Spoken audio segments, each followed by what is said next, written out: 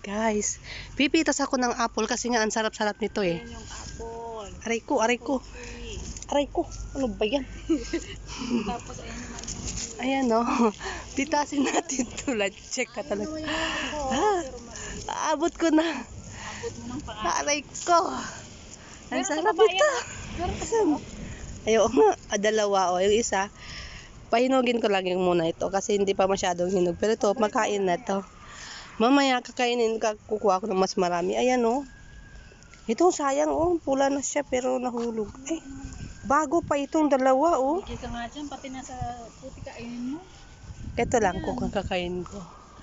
Ayan yung isa o. Pulang-pula na. Di ba? Oo. Yan o. Pulang-pula na siya. Ito. Ay, ito pa, dalawa. Pahinugin ko na muna yan. Ayan.